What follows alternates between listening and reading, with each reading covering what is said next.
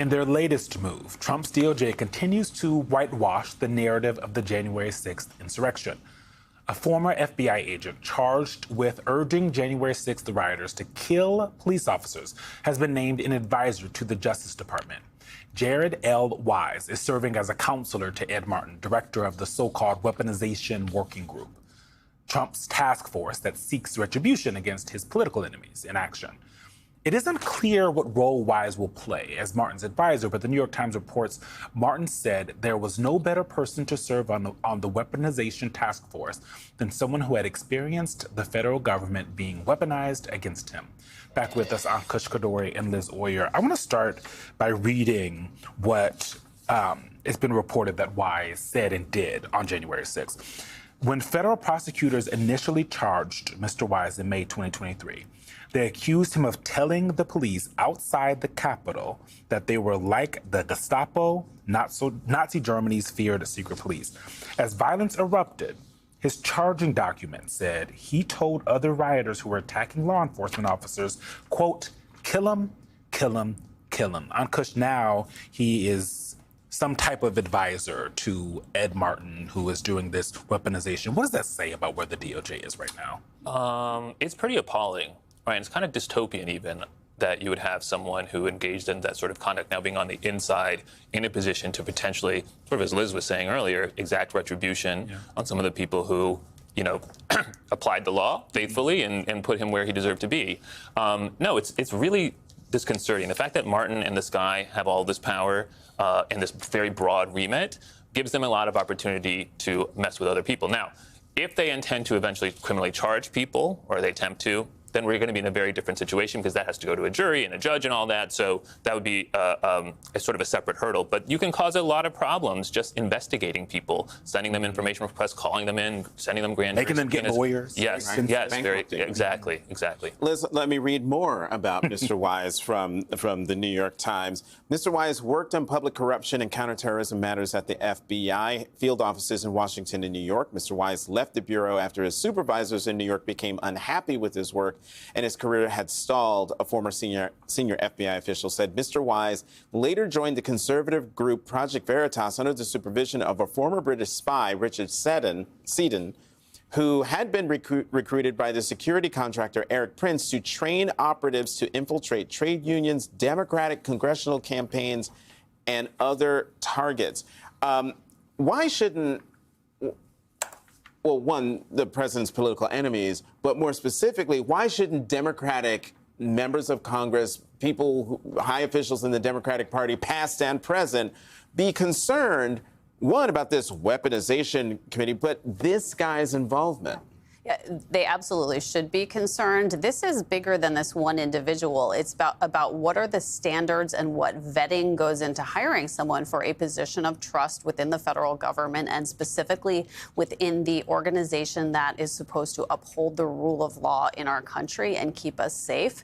Typically, there is an extensive background investigation process that goes into hiring someone like that. When I became the pardon attorney for the Department of Justice, I underwent a full FBI background investigation. FBI agents were out talking to my neighbors. Someone with this type of background never would pass those basic qualifications tests, and for good reason, because that is not the type of person that should have access to sensitive information about other Americans or should be entrusted to uphold the rule of law in our country, somebody who actively lobbied against democratic norms by storming the Capitol that day. So our lawmakers absolutely should be very concerned about people like that being allowed to hold employment in the Department of Justice where they are paid with taxpayer dollars. And saying of law enforcement officers, kill them, kill them, kill them. This is an administration. Yep. This is a DOJ. This is an FBI. This is everybody that's in the White House or at any of these buildings is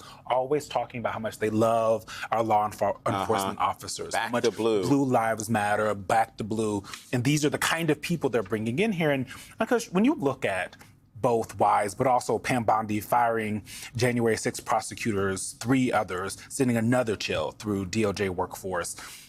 How do these decisions impact the morale within the DOJ? Because not everyone in the DOJ is all excited about the kinds of decisions that Pam Bondi and Donald Trump are making. No, I think actually at the line level, I think people are mostly opposed to the sorts of things that they've been doing. And not just because they're like Democratic plans. Yeah, no, because it's depressed morale, I think. I mean, look, when you look at a situation like that, we just described Bondi firing those prosecutors. You have two issues here. One is punishing them for doing their jobs, which is a very important job to do. The other is a going forward problem, because if you're a DOJ or FBI and you get handed a politically sensitive case, you're going to be worried about what happens to your career, not even necessarily now, but in the next administration, the administration after that, because they have essentially are trying to normalize this notion that you can just fire prosecutors who have worked on cases that you politically dislike. That is I think, equal problem to the one of just sort of being unjust and unfair to these people. Because they also did that with the FBI agents who are working. Yeah, no, it's going to deter some sort of investigations and work that we would want to be done. Okay, I want to switch gears in the 3 minutes that we have left, because there's another case that people were talking about this week that came to a conclusion, and that is in the Diddy trial. I did not follow the trial, but I'm fascinated by the reaction to, I guess, the mixed verdict from the jury. Liz, you and Ankush, just talk about it, because we're just bringing you into a conversation that we had during the break. Ankush people don't know this about Ankush, but he's very into pop culture and like 90s rap. Not pop very culture. Specifically. 90s rap, hip hop, R&B. Go. This is true. Look, it was a somewhat surprising verdict. However, I think the way to interpret it is, the jury clearly believed the core conduct charge. I mean, I think it was clear when Cassie filed her lawsuit immediately that she was telling the truth. Then we all saw that terrible video, which made things even worse. And as far as I'm concerned, he's no longer Diddy. He is Sean Combs for the rest of his life. He has foregone the privilege of being called Diddy or anything else he wants to be called. But I think that the decision by the jury to sort of reject the broadest charges, like the RICO charge and things like that, it's not entirely unprecedented when prosecutors get a case. They decide they kind of want to maybe spice it up a little bit. They throw on a RICO charge thinking, oh, this will maybe grab some attention, underscore the seriousness of it. But RICO charges aren't always that easy to prove. The government has tried and failed in this area using RICO charges in financial fraud cases. So, it is a big win for him. But he still did get convicted on very, very serious conduct. Liz, you were the pardon attorney. Yeah.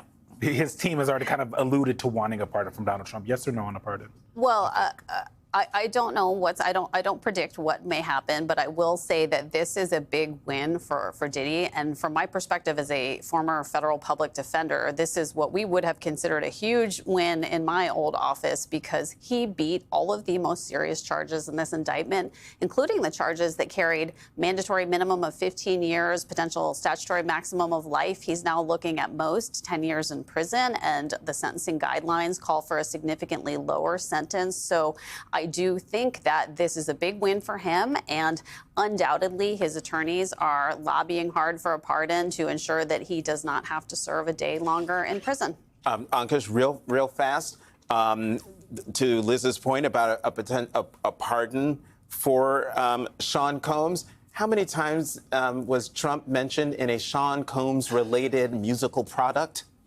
Probably quite a few. I couldn't put a specific number on it, but the heyday for his music was in the 90s and early 2000s. At that point in particularly New York hip hop, there were lots of very, very positive references to Trump Tower, even Ivanka Trump at times, and then the later years. So I think they will find quite a few references if you dig in.